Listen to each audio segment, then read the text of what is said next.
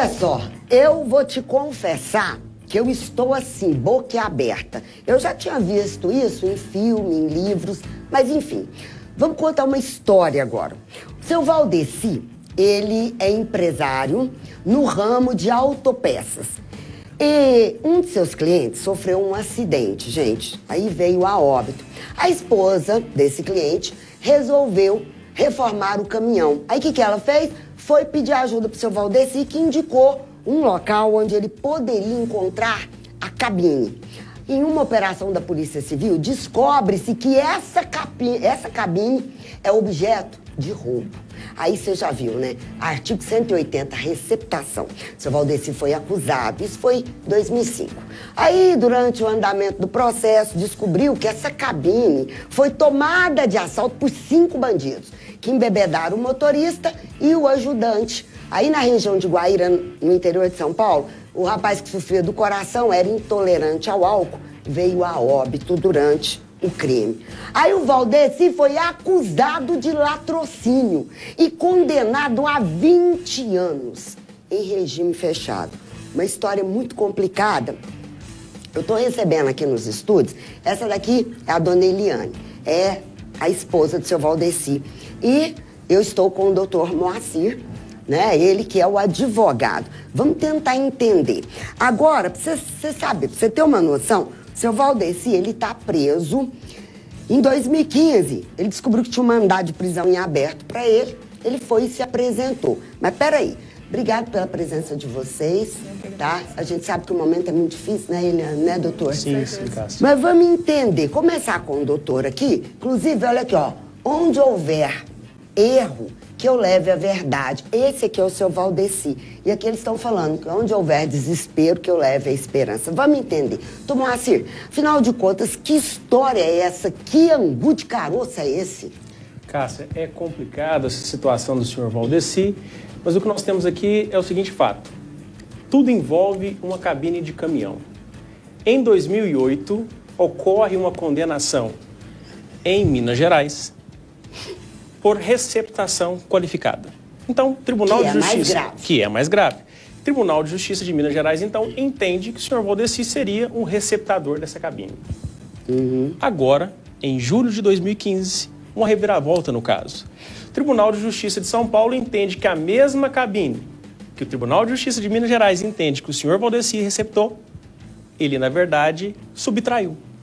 Uma subtração seguida de morte. Então, nós temos sobre o mesmo bem 2 fatos distintos em que existe uma condenação em 2008 transitada em julgada, essa condenação já foi cumprida e nós temos agora mais uma nova condenação de 20 anos, do qual ele, acreditando em sua inocência, se entrega para promover os recursos necessários. E nisso, ele ficou trancafiado e está até hoje. Até hoje. No presídio Professor Jaci de Assis. Então, na verdade, 2 coisas que me chamaram a atenção. Peraí, se os homens estavam encapuzados, ele foi reconhecido... Sem sombra de dúvidas. Muito estranho esse negócio. E detalhe, Cássio, o que chama mais atenção e que nós queremos deixar claro aos telespectadores.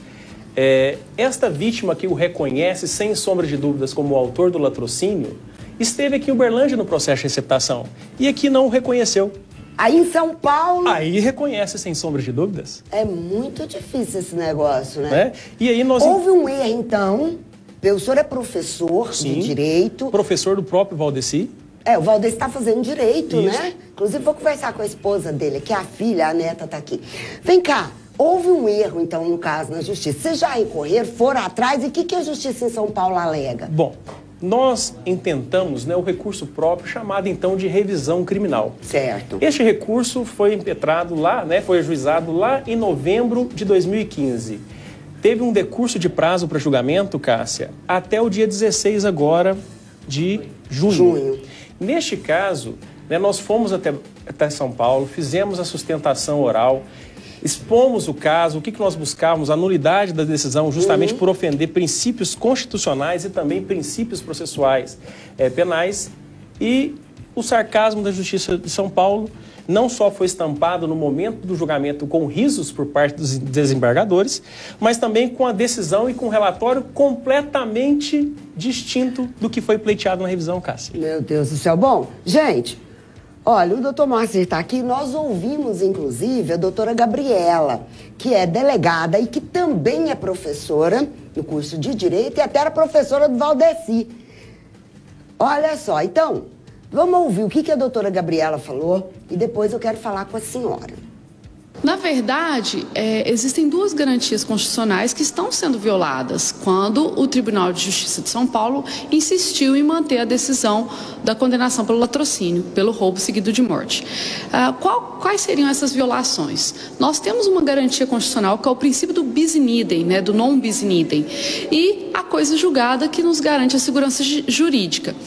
Vamos entender da seguinte maneira: se o indivíduo ele já foi condenado por uma questão, ele não pode ser condenado novamente por aquele mesmo assunto, por aquele mesmo motivo. Então, em Minas Gerais, houve uma condenação desse indivíduo por receptação e, passado algum tempo, essa condenação de Minas, ela fez coisa julgada, quer dizer, entrou numa esfera de segurança jurídica, o Vanderlei cumpriu pena referente a esse caso e agora, né, depois em São Paulo, entendeu-se por bem que ele seria responsável pelo roubo do bem que ele foi considerado receptador. Então a gente percebe que o erro da decisão ela é evidente, não tem como uma pessoa receptar aquilo que ela mesma roubou. Bom, vai entender, né? A dona Eliane tá aqui, eu preciso fazer um intervalo, é rapidinho. Eu já volto pro desabafo dela, ela quer o marido de volta em casa.